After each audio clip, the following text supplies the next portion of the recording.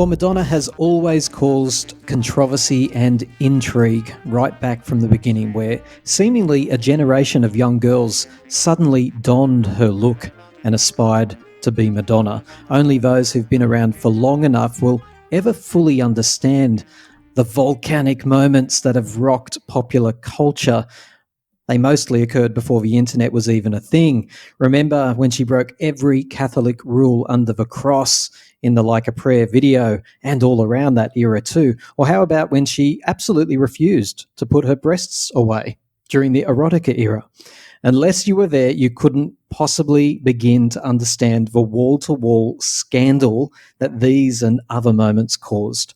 But along the way, Madonna attracted a legion of fans, people who celebrated the incredible artistic value behind every cheeky, brash, rude, or naked moment.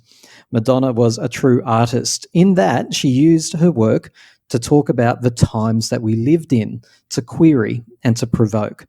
But tonight we're asking the question, who is Madonna in 2020? And even though it's a harsh question to ask, has she crossed that line from provocative artist to outdated joke?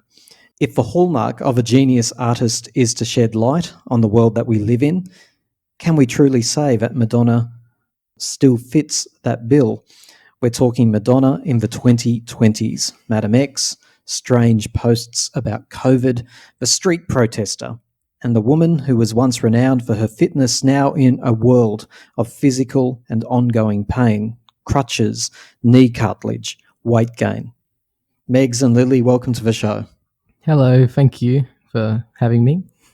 Hello, thank you so much for having me. Brilliant to have you both. And I'd say right from the outset, you're both young fans. Yeah. You're not even 18 yet. Yeah, none of my friends that are my age even know who I'm talking about when I say Madonna. Oh, every Madonna fan listening is just like, rubbing their temples now. Oh, yeah. Really? No one in Australia who's around your age knows who Madonna is? No one in my high school my age, honestly. I've had to educate my friend group about Madonna. Oh, I'm sure it makes you very popular. No, it actually really doesn't. And Lily, how old are you? I am 20 years old, in college, living it up in the US. Well, you are two young people with impeccable taste. I will just say that. I'm an older Madonna fan. I haven't been there right from the beginning. And I'm also not as diehard as some of the Madonna fans that you can find around the world. But she has inspired me. She has made me think about territory that I never would have thought about. She's really been a part of the background of my life for a very long time. And I look to her. But we do have to ask this question. Does Madonna, the Madonna we're seeing in the 2020s, still have the artistic credibility that she once commanded? What do you reckon, Megs? I mean, definitely I've seen a change, obviously. It feels to me like she's saying things now for the sake of it rather than because it's genuinely, she feels she needs to say it. It's something that's very deeply important to her that she wants to express artistically. When we backtracked through Madonna's back catalogue and looked at her music videos and her interviews and all of her work, she had something to say. You could really see that. She sure did. I can't remember who the interview was with, but there was that interview where she was just quite fiery and she was, responding, like, why would I think that? Why would a woman, have to do that? Like, just feminist ideas and just expressing it with a lot of, not viciousness, wouldn't say, but just confidence and openness, and she was talking about sexuality and how she's not afraid to explore that and show people her journey exploring that in her video clips and stuff. And yeah, I just really admire how outspoken she is. And now, when she talks, I agree with you. If this is where you're heading, yes, I'm going to make an assumption here. When she talks now, maybe it seems like a little bit of a desperate cry to be relevant. So she'll take whatever the topic of the day is. Black Lives Matter, COVID, and she will say something about it. And of course, she's got every right to do that. Yeah. But you feel like she's maybe headline grabbing a bit? I just feel, it's just not quite as genuine as it once was. And it's also, I feel it's a little bit predictable. Like with the Black Lives Matter, she's in support of Black Lives Matter and she's in support of rights. Like, it's nothing new. It's really not. It's just one side of a binary equation in a way. And so for me, Madonna used to spark conversation, but now she seems to follow the conversation and want to be the loudest in it. Yeah. Lily, what are you making of Madonna in the 2020s? Well, I would say with her activism and such, I see Madonna as like a constant moving train. I mean, back in the day when she was outspoken about women's issues and gay rights, those were a lot more personal things for her. And you could argue that Black Lives Matter and stuff are personal to her, but they're not as personal as the stuff she used to fight for is. But Madonna's, like, again, a moving train. It's not like she needs or wants to fight for something. It's just something she enjoys doing. And can only assume that she's doing this not because she feels like she needs to gain popularity, but also because she cares about things. It just may not always come out the way we want it to come out. I think that's so fair, Lily, because I don't want to come across as me saying that Madonna doesn't care about the things she's talking about. She damn well does. She does care about Black Lives Matter. She does care about COVID. Yeah. But I find it's really hard for me to watch her because she used to, as I say, spark the conversation. Now it seems like she's got a hand up in the middle of the crowd, of the throng of more relevant voices trying to say, listen to me, and therefore trying to be bigger and louder and more provocative, but not getting anywhere. Here's a case in point. Before the God Control video was released, she went to great lengths to seize back that level of controversy. And there were some interviews I watched before it was released where she said, it's going to kick your ass, you're not going to believe it, it's going to be huge. When it was released, we watched it. I really appreciated that video very much. I'm not criticizing it, but it didn't even have a whimper of impact on popular culture. So are you saying that could be the source of her desperation, the fact that she's not really being heard as much as she was, like she's not making as big a splash anymore, and so she's using Facebook prolifically, like she's posting very, very often, which isn't. It sort of indicates maybe that she just does want to be heard. Exactly, she does want to be heard, and it's very sad for me to watch somebody that I admire so much, not cutting through like she used to. I would say these more modern issues aren't as personal for her, but she still cares about them. So she's not leading the train, and that might be hard for her. Can I say, Lily, though, do you mind if I disagree with you there? I'll play devil's advocate. Yeah. I would think that Black Lives Matters to her as much as any issue she's ever tackled before. Why? Because of her children. They are Black children growing up in this society. In fact, it's interesting to know that she's even brought them along to the street protests in recent weeks. And even, was it her son, I think, who was released a video doing a Michael Jackson dance, I think, of all things, which was mind-boggling, like so many things coming from the Madonna camp these days. It's just mind-boggling, dancing to a pedophile's music. But yeah, I don't know about this concept that she doesn't care as much about these issues, or they're not as personal for her. Well, I would say it's how the public would see her. I think a lot of people, I mean, she got so much crap for adopting children from Africa, and I would just say it's like she's been allowed to be the leader before, and now she can't be the leader anymore, but she can still fight for things. And I think the fact that she's not a leader upsets her. Yeah, because I think Lily makes a good point, because we've become so much more liberal today. We're so much more left. Like, we're so much more accepting of LGBT, and like we don't thanks to people like Madonna. Yes, we don't even notice it anymore. We just, like, most of us just don't think about it. But when she was advocating for those things, like, people, like, it wasn't at the forefront of people's consciousness, or they were, bigoted or biased. And so now it's just much harder for her to say something that's original in this more liberal era, So, yeah, I really agree with that. Definitely. I'm just going to put it right out there, and I find this even hard to give oxygen to. But as a fan of many, many years, I am finding it really hard to watch what I'm watching. I don't think I'm less talking about the art not being recognised, because like so many fans listening, would feel the same way. I don't care if she doesn't reach number one on the charts. I don't care if she doesn't get 20 million views or 1 billion views on YouTube. I really don't. But what I do care about is watching such a fit woman ailing, because that is what she is at the moment. She's ailing. She is fragile physically. Yeah. And that's very hard to watch, but that's age as well. And but the one thing that hurts me isn't that she's aging; it's the fact that she seems to be fighting so hard against it, but she can't. And this is the one thing I can't look to Madonna for. I can do that too. I can do that too. All the things she said in the past. Yeah. You can accept who you are. You should accept others for who they are. They were powerful messages. But at the moment, her message seems to be one that she can't possibly cut through, which is, it doesn't matter how old you are, you can do anything you want.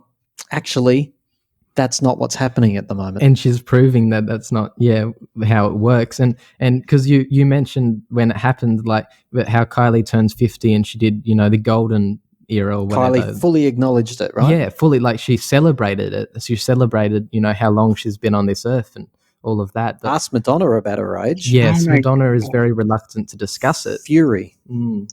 I would say, though, watching especially those Kylie interviews, I could get a sense of like, yeah, golden, I get it. Maybe stop bringing it up. So I feel like even if Kylie was nicer about it, whereas Madonna might be like, don't bring up my age. Kylie was like, yeah, I'm turning 50. So I think either way, no one wants to be reminded that they're aging, but I think something Madonna's doing is people expect her to tone it down. People expect her to like slowly not age away, but like slowly calm down as she does age, and she doesn't want to do what everyone wants her to do. She's someone to stand out. And I still admire that, Lily. Thank you for saying it. It's so true. I still admire that. I don't want anyone to misinterpret this. I'm not saying start aging gracefully, Madonna, which I know many sectors of the media and the public do say. They say, oh, really, she should start acting her and age. Even, no, I mean like that. Even Madonna fans, like other Madonna fans, a lot of them are like, oh, yeah, I was a huge Madonna fan until like Hard Candy or until Rebel Heart. All these like post 50 stuff that she did, people were a fan of. And then people were like, oh, she's tired. Even the fans.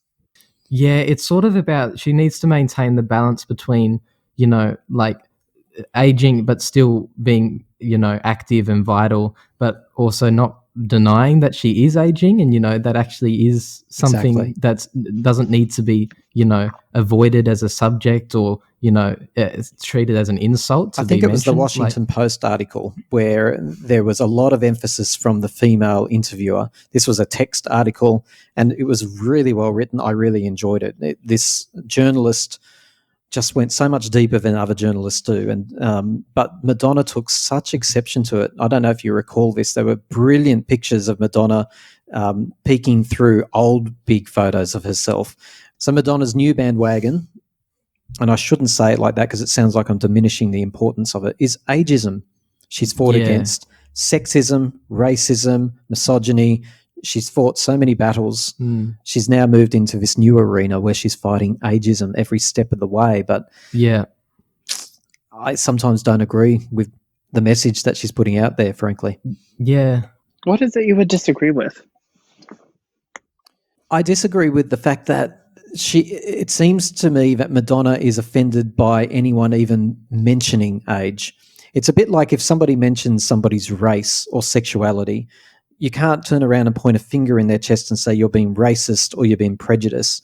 It's the same with age. Just because you mention that Madonna is 60 plus doesn't necessarily mean that you're ageist. And when I read that Washington Post article, I didn't detect any racism. I didn't detect any ageism. I just saw a description of what Madonna looked like sitting in the chair for the interview. Yeah. I did see a few references to age, but isn't that I think that's what Madonna's trying to prove, and the journalist was honouring it. You can be this age, and it's amazing that you're still doing what you're doing.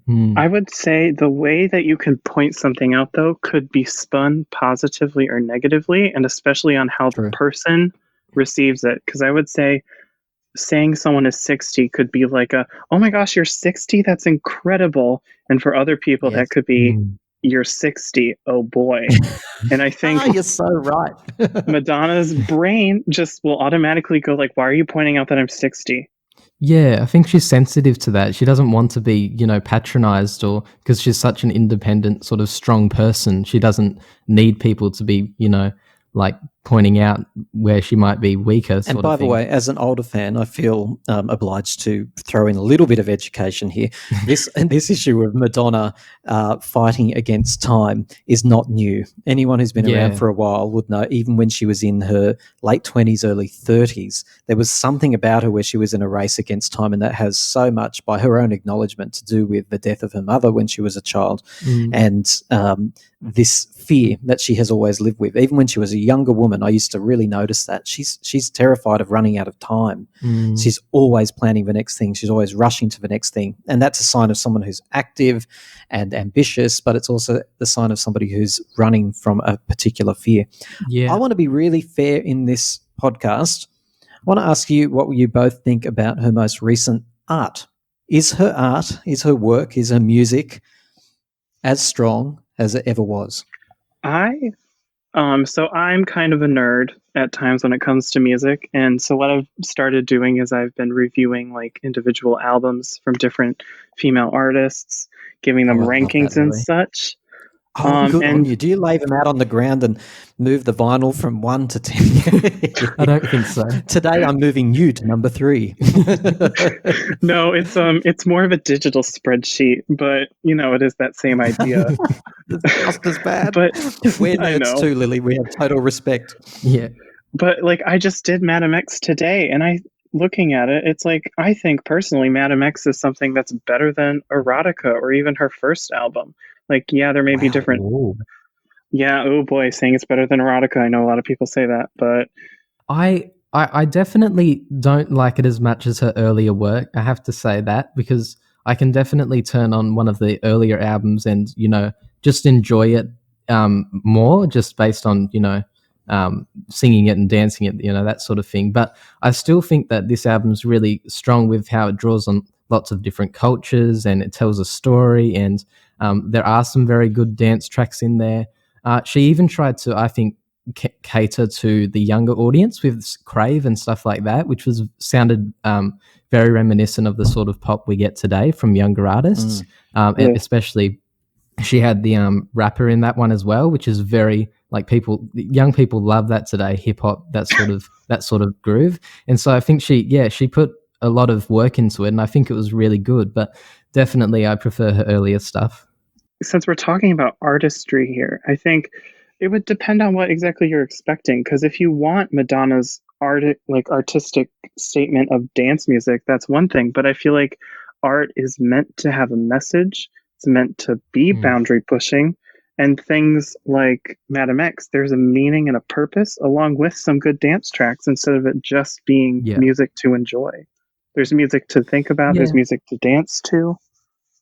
I feel like just good music does that as well, because it's a celebration of life. And I think she said herself, she's celebrating love and life and, people and, pleasure, all of that stuff. And I think like really good music that takes you to a place like that is like, I think that's art just in and of itself. It doesn't even need to have like a very rigid message, even though it's nice if the lyrics, portray something very beautiful, which definitely in Madame X she does very well. But yeah, I just think that her music from her earlier era was just, just amazing. Like I can really get down to that, I think we're all saying the same thing here, that Madonna's music always has a message. And for me, it always has. However, with the Madame X era, even though I have enjoyed it very much and I do like the album, unlike a lot of fans, I just feel that messages in there are a little more forced than they have been in the past. They're a little bit more contrived, which doesn't sound fair, because there'll be people listening going, oh, and you're saying Erotica wasn't contrived? Because boy, was it ever. There's maybe I just can't put my finger on it. But yeah, because you say like a bit more of a desperate grab. Yeah. Because you say things like Madame X is so in your face, and then you look at Erotica and it's like, well, something's in your face. Yes, literally, that's right. Yeah. How she's looking these days too. Image has played a huge role in Madonna's career. Huge. I mean, she changes her image. She's known as a chameleon, reinvention. She's owned that term. Yeah. And I'm trying to not be disrespectful. And I completely celebrate her right to do this, but she's had a lot of work. And Yeah. there are, anytime she makes a post on social media now, there are reams of comments about how she looks, that she looks plastic, she looks puffy, and she's had a butt implant. I don't know. I'm curious to know what fans think about the way she's looking these days, even though if Madonna's taught us anything, that we shouldn't be deriding each other for the way we look, and I'm certainly not. But image is part of pop culture. Well, if we're talking about her butt specifically, I'm pretty sure she's just having fun with some padding, because I saw her in concert for the Madame X tour, and her butt was pretty average size, nothing too suspicious. Interested to hear if people leave comments about that, Lily, because I'm convinced from looking at paparazzi shots that she's done something a bit more permanent than padding. A bit more permanent. It's a nice way of putting. I could be wrong. I did have distant and far. I could be wrong too.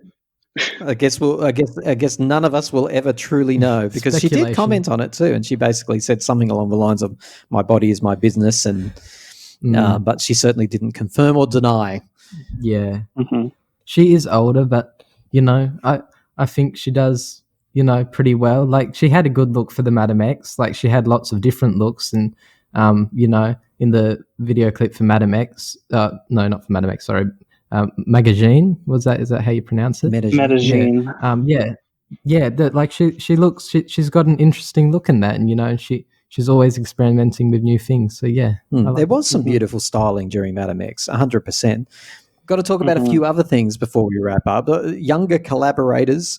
This has been going on for years, but she's often accused of riding on the coattails of the flavor of the moment. Even Britney Spears back in the day, but Maluma these days as well. And the toe kissing in the video clip, is it a bit desperate, or is it relevant? Oh, she sucked on toes before. She sure has. Look at the back cover of Erotica, right? Yeah, Naomi Campbell. Hello. True as well. I guess there's a part of her that wants to keep things serious, but other parts like, oh, Maluma's barefoot, why not suck on his toe? Those kind of things. Yeah, because that wasn't scripted. I think Maluma talked about it, or she did, and it wasn't planned. It was they were just doing things for the camera, and that happened to. If you watch it enough times, you can see the surprise on Maluma's face. Trust me. He just went with it, I think he said. What about the Eurovision performance too? Because Madonna is so well respected and renowned. If anything, it's her live performance. Blonde Ambition absolutely set a new template for live pop concerts. Absolutely did, and everything she's done, she's smashed records, huge crowds.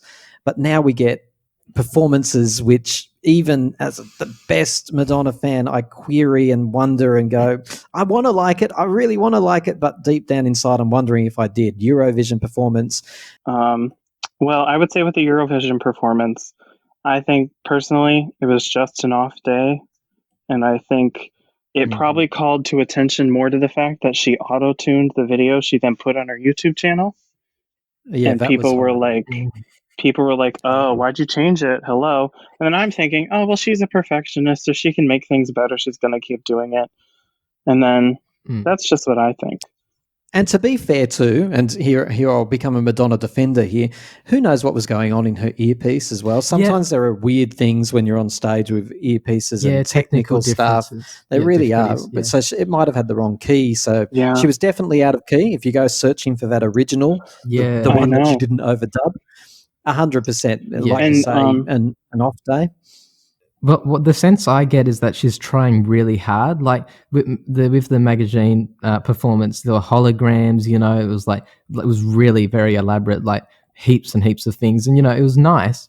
But like she did, like, it was even more powerful maybe earlier on when she didn't have any of those effects or anything. So true. She relies so much on gimmicks in her live performances these days. Yeah. And you have to wonder, is that because she has an awareness that she isn't as powerful with her dancing or performance anymore? You wonder these things. Yeah. It was just her before when she was young. Like, it was just her on the stage with a few backup dancers. It was just absolutely incredible, like the energy and all of that. But now it seems like, she does use a lot more to sort of prop up the performance, but it's not necessarily a criticism, because you do that. Now, I guess I'll be devil's advocate in this sense.